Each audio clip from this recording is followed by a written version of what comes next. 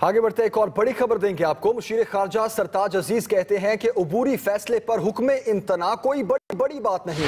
आलमी अदालत ने कौंसलर रसाई पर सिर्फ इजहार राय दिया है। यह कहना कि हमारा वकील ठीक नहीं, ऐसा तासुर दुरुस्त नहीं। हमारे वकील ने आलमी अदालत इंसाफ में अच्छा केस पेश किया। ज्यादातर केसेस पर अपील पर हुक्म इम्तना मिल ही जाता है। मुशीर खारजा का यह कहना है कि यह कहना कि हमारा वकील ठीक नहीं, ऐसा तासुर दुरुस्त नहीं होगा। हमारे वकील ने अच्छा केस पेश किया है। ज्यादातर केसेस में अपील पर हुक्म इम्तना मिल ही जाता है। अबूरी फैसले पर हुक्म इम्तना कोई बड़ी बात नहीं, ये कहना है मुशीर खारजा सरताज अजीज का। इसी सारे मामले में बात करते हैं। ब्यूरो चीफ इस्लामाबाद आमिर इलियास राना साहब इस वक्त हमारे साथ हैं।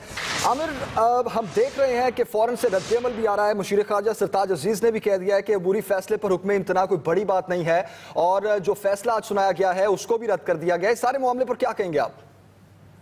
बिल्कुल क्लियर है जी। पाकिस्तान ने स्टांस लिया, अटॉर्नी जनरल ने भी यही कहा कि हम तस्लीम नहीं करते, लेकिन हमने बजाय गैर हाजिर होने के कोर्ट में जाके ये मौका अपनाने को मुनासिब समझा। हमने केस लड़ा। आपको मैं बताऊं कि इसराइल जब मकबूजा इलाकों में एक दीवार तामीर कर रहा था और यही दी हेग में ही आलमी अदालत इंसाफ में फैसला आया, उसने अपना केस फिर लड़ा भी और ये कह के लड़ा कि हम नहीं आप तस्लीम करते कि हमारे दाखिली मामलात में जो नेशनल सिक्योरिटी के हैं आलमी अदालत इंसाफ को राय दे। और 14-1 से फैसला आया इसराइल के खिलाफ। लेकिन इसके बावजूद आप बताएं कि आज तक आलमी अदालत इंसाफ के फैसले को उसने तस्लीम किया है।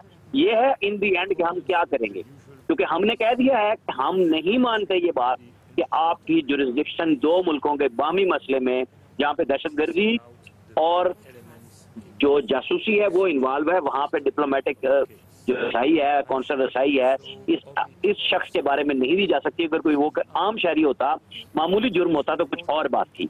तो जब दुनिया भर में ऐसी मिसालें मौजूद हैं तो पाकिस्तान ने तो पहली बात तो क्लियर कर दिया आलमी अदालत इंसाफ को, ठीक है वो फैसला दे। मैं कह रहा हूँ इसराइल के खिलाफ 14-1 से फैसला दिया फलस्तीन के मकबूजा इलाकों पे जब वो दीवार तामीर कर रहा था, तो उसने नहीं माना और आज तक भी नहीं माना। तो हम अपना केस लड़ रहे हैं। हमने सिर्फ केस अब ये लड़ना है कि ये जासूस और ये दहशतगर्दी की कार्रवाइयां करता रहा, हम उसका नेटवर्क सामने ले आए हैं। हमने उस चीज को ओपन करना है और पब्लिक करना है।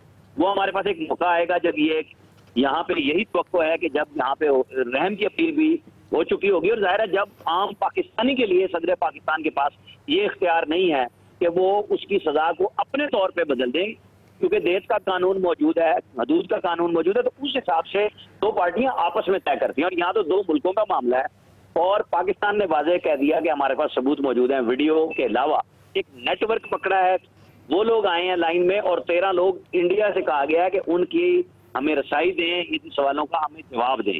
जो इंडिया ने जवाब नहीं दिया बल्कि वहां भाग गया आलमी अदालत इंसाफ में ताकि उसे हुक्म इम्तनाई मिल सके। वो जाहिर है अपनी पब्लिक के लिए वो शोर कर रहे हैं कि हम जीत गए और स्टे मिल जाना कोई बड़ी बात नहीं है।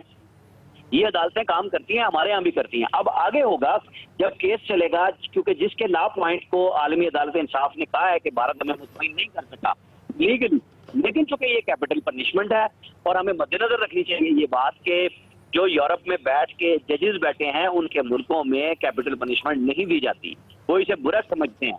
तो एक तो उनको एज हासिल है इंडियन को कि जी वो जो जज बैठे हुए हैं वो बाइस ओपिनियन पहले से बना के बैठे हैं। हमें अब ये क्लियर करना है कि ये एक दहशतगर्द है, राह का एजेंट है, इसने पाकिस्तान में जासूसी नेटवर्क बनाया और उसके जरिए दहशतगर्द।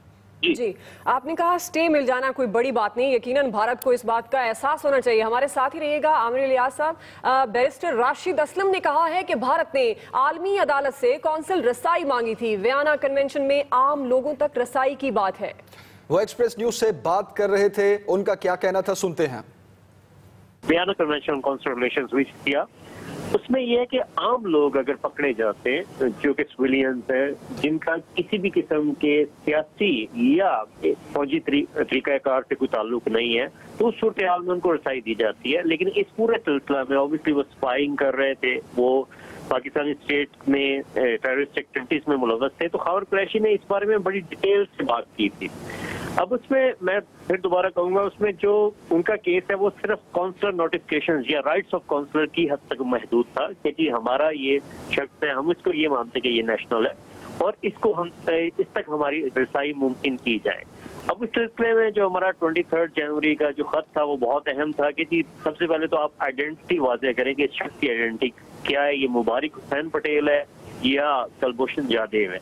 उस सिलसिले में मुकम्मल तौर पे खामोशी रही। उसके बाद जहाँ पे जासूसों के राइट्स होते हैं, जैसा मैंने पहले भी कहा कि इंटरनेशनल ह्यूमन राइट्स लॉ के अंडर जो सेंसिटिव पार्ट होता है जिसमें कैपिटल पनिशमेंट को थोड़ा सा सेंसिटिव समझा जाता है पूरे यूरोप में, तो उसमें वो महदूद कर देता है राइट्स स्पाइस के। उसमें ऑर्डिनरी जो पर्सन्स होते हैं उनके तो होते हैं, लेकिन जो लोग स्पाई हों और उसके ऊपर वो टेररिस्ट एक्टिविटीज में भी मुलव्वस हों तो उनके राइट्स बहुत महदूद हो जाते हैं।